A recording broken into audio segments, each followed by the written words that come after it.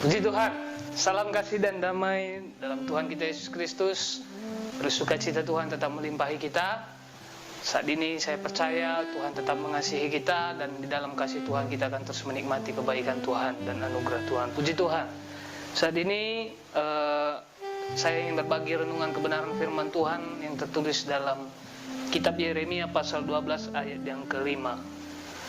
Yeremia pasal 12 ayat yang kelima, firman Tuhan: jika engkau telah berlari dengan orang berjalan kaki dan engkau telah dilelahkan, bagaimanakah engkau hendak berpacu melawan kuda? Dan jika di negeri yang damai engkau tidak merasa tentram, apakah yang akan engkau perbuat di hutan belukar sungai Yordan? Puji Tuhan. Ini adalah satu keluh kesah Nabi Yeremia kepada Tuhan, karena imam-imam di Anatot itu menekan Nabi Yeremia, karena Nabi Yeremia menyampaikan firman Tuhan, menyampaikan pesan Tuhan, perintah Tuhan bagi bangsa Israel. Tetapi para imam malah menjadi orang yang paling menekan, bahkan orang-orang yang paling tidak menyukai apa yang disampaikan oleh Nabi Yeremia. Padahal Anatot ini adalah daerah khusus tempat orang-orang Lewi, tempat imam-imam, orang-orang yang melayani Tuhan. Tetapi di tempat imam-imam sekalipun, di daerah orang-orang yang melayani Tuhan sekalipun, Nabi Yeremia dalam tekanan menyampaikan firman Tuhan. Sebab itu Nabi Yeremia datang kepada Tuhan dan dia menyampaikan keluh kesahnya kepada Tuhan. Di ayat yang pertama sampai ayat yang keempat dia menyampaikan seruannya, bagaimana isi hatinya kepada Tuhan. Tetapi di ayat yang kelima ini Allah menjawab Nabi Yeremia. Di sana dikatakan, jika engkau telah berlari dengan orang berjalan kaki dan engkau telah dilelahkan, bagaimanakah engkau hendak berpacu melawan kuda? Di sini Allah menyampaikan kepada Nabi Yeremia bahwa kesukaran apa yang dia hadapi waktu itu, di hari depan akan ada kesukaran yang lebih besar dari kesukaran yang ada pada saat itu. Makanya di situ Allah menyampaikan kepada Nabi Yeremia, jika engkau telah berlari dengan orang berjalan kaki dan engkau telah dilelahkan, bagaimanakah engkau hendak berpacu melawan kuda? Di situ Allah ingin menyampaikan kepada Nabi Yeremia bahwa dia harus punya keberanian, dia harus punya iman yang teguh untuk menghadapi masa depan. Karena kesukaran yang dia hadapi waktu itu lebih kecil dari kesukaran yang akan dia hadapi di masa depan. Sebab itu ini menjadi perenungan bagi kita semua, bahwa kita bisa perhatikan kehidupan ini. Di zaman kita, di era ini, kecepatan segala sesuatunya itu kita nggak bisa kejar. Baik teknologi, bahkan bidang-bidang apapun, kecepatan segala sesuatunya itu seperti kilat. Sehingga ketika kita berusaha maksimal pun, kita tidak dapat mengejar kecepatan-kecepatan yang dihasilkan karya dari dunia ini sekalipun. Tetapi satu hal yang menjadi pelajaran bagi kita semua, bahwa siap tidak siap dalam hidup ini kita harus berpacu, kita harus terus giat, bergigih, jangan anggap sepele, jangan mengabaikan. Tetapi Allah sendiri, Yesus mengajarkan bahwa kita harus berdoa, berjaga-jaga dan berdoa. Sebab itu hendaklah kita tetap maksimal di dalam Tuhan, dalam mengiring Tuhan. Di sini dilelahkan berarti di sini adalah ada satu kejenuhan, ada satu kelelahan yang dihadapi Nabi Yeremia. Apa yang kondisi saat itu? Di saat ini juga mungkin banyak keluh kesah kita dengan kehidupan ini. Bahkan mungkin dalam pelayanan, bahkan mungkin dalam keluarga, dalam pekerjaan, terlebih dalam peristiwa sekarang ini, banyak keluh kesah kita, banyak kelelahan hidup yang kita jalani dan hadapi. Dan sebagai umat-umat Tuhan, seperti yang dilakukan Yeremia, mungkin kita datang juga kepada Tuhan menyampaikan keluh kesah kita. Tapi ada hal yang perlu kita pelajari bersama, bahwa di sini kuda itu menjadi satu lambang. Di Alkitab itu melambangkan satu selalu yang melambangkan tentang kecepatan dan kekuatan. Karena di Alkitab itu kisah dalam Alkitab itu cerita, bahkan peristiwa-peristiwa dalam Alkitab itu menjelaskan bahwa kuda itu menjadi sarana, bahkan menjadi yang paling penting dalam peperangan. Tetapi ada satu peristiwa yang menghibur kita semua, bahwa dalam semua peristiwa sekarang ini, kecepatan, bahkan bagaimana persaingan, bagaimana kondisi saat ini, kita sudah berusaha keras tetapi kita tetap tertinggal, bahkan kita tidak bisa berbuat apa-apa dan kita merasa lelah dan menyerah. Tetapi tetap percaya kepada Tuhan, sampaikan keluh kesah kita kepada Tuhan. Saya percaya saat ini kita sama-sama diberkati oleh kebenaran firman Tuhan. Kita buka dalam satu peristiwa tentang Elia di dalam kitab 1 Raja-Raja pasal 18 ayat 41 sampai ayat 46. Tapi saya akan membacakannya di ayat yang ke 46. Tetapi kuasa Tuhan berlaku atas Elia. Ia mengikat pinggangnya dan berlari mendahului Ahab sampai ke jalan yang menuju Israel. Di sini ada satu peristiwa ketika musim kemarau di bangsa Israel, musim kemarau panjang. Di sana tidak turun hujan, sehingga waktu ada dibuat persembahan untuk bagaimana nabi-nabi Baal, imam-imam Baal itu mempersembahkan korban untuk membuktikan mana Allah yang benar, mana Allah yang hidup. Dan Elia sendiri berdiri untuk membuktikan bahwa Allah bangsa Israel, Allah yang hidup dan Allah yang benar.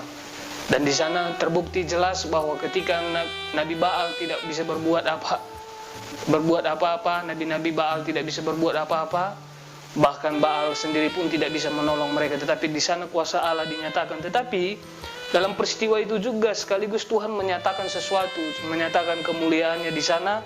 Karena dalam kemarau panjang itu Elia bertemu dengan Raja Ahab di sana. Dan ketika itu bahwa waktunya akan Tuhan menyatakan kuasanya dan akan mencurahkan hujan. Oleh sebab itu di ayat-ayat sebelumnya saya akan bacakan. Kemudian berkatalah Elia kepada Ahab, pergilah, makanlah dan minumlah, sebab bunyi derau hujan sudah kedengaran. Lalu Ahab pergi untuk makan dan minum. Tetapi Elia naik ke puncak gunung Karmel, lalu ia membungkuk ke tanah dengan mukanya di antara kedua lututnya. Setelah itu ia berkata kepada bujangnya, naiklah ke atas, lihatlah ke arah laut. Bujang itu naik ke atas, ia melihat dan berkata, tidak ada apa-apa. Kata Elia, pergilah sekali lagi, demikianlah sampai 7 kali. Pada ke-7 kalinya berkatalah bujang itu, wah, awan kecil sebesar telapak tangan timbul dari laut. Lalu kata Elia, pergilah, katakanlah kepada Ahab, pasanglah keretamu dan turunlah, jangan sampai engkau terhalang oleh hujan. Maka dalam sekejap mata, langit menjadi kelam oleh awan badai, lalu turunlah hujan yang lebat. Ahab naik kereta lalu pergi ke Israel. Di sini menjelaskan bahwa bagaimana Allah melakukan sesuatu dalam kehidupan Elia. Saya percaya kuda yang ditunggangi Raja Ahab, kuda kerajaan itu kuda terbaik. Ini adalah satu bisa kita buat perbandingan bagaimana yang disampaikan Allah kepada Nabi Yeremia di sana.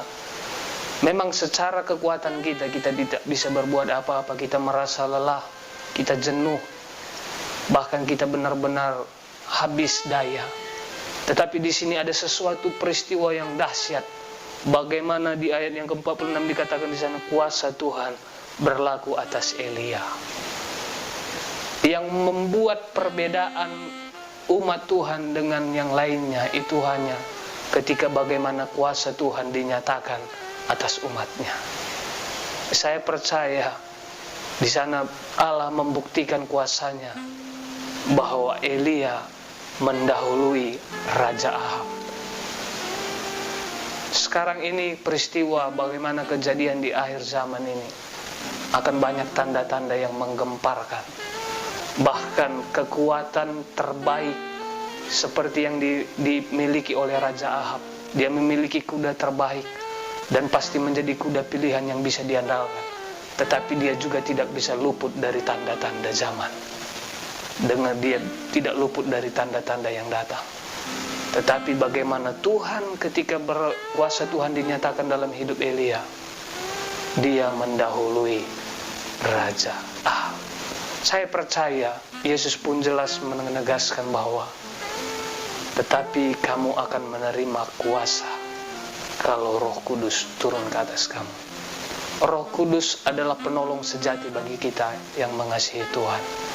Kita tidak akan mampu memiliki damai yang sejati, kita tidak akan mampu memiliki sukacita yang sejati, bahkan kita tidak mampu hidup dalam kebenaran, kita tidak mampu hidup dalam firman tanpa pertolongan daripada Roh Tuhan. Sebab itu biarlah benar-benar kita mengandalkan Tuhan. Yesus mengatakan, mintalah maka kepadamu akan diberi, ketuklah maka pintu akan dibukakan. Saya percaya Bapa murah hati bagi kita semua. Allah itu murah hati bagi kita semua. Dan Dia siap untuk mengurapi kita, untuk memberikan kita Roh Kudus dicurahkan atas kita semua, sehingga kuasa Tuhan akan berlaku atas hidup kita semua, dan keajaiban-keajaiban akan dinyatakan dalam hidup kita.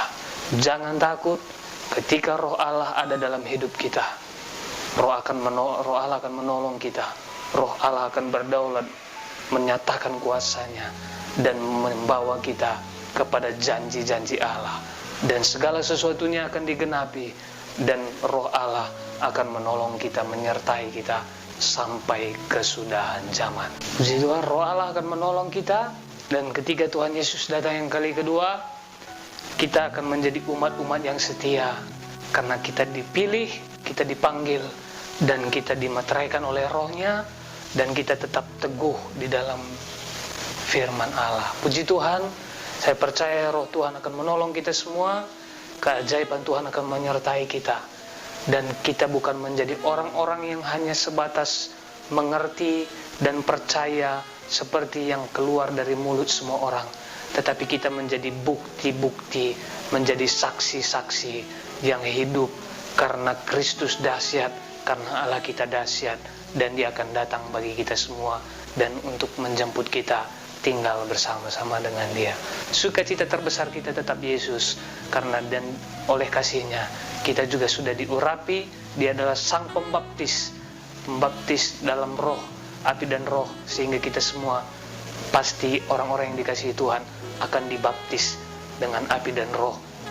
Roh-Nya yang kudus akan dicurahkan bagi kita. Puji Tuhan, kita berdoa. Kami bersyukur Bapa buat kebaikan anugerah Tuhan, kedahsyatan-Mu ya Tuhan.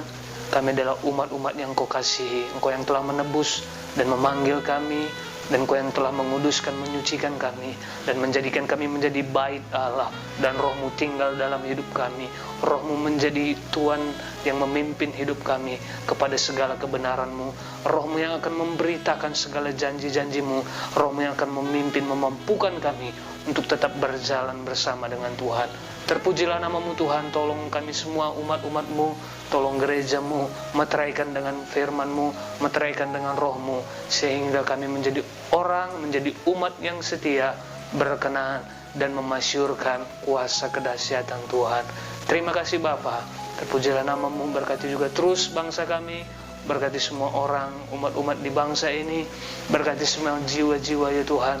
Damai sejahtera atas bangsa kami, keselamatan dinyatakan atas bangsa kami, pertolongan Tuhan akan terus dinyatakan atas bangsa kami. Terima kasih Bapa. Persatukan terus gereja-Mu di dalam kasih-Mu.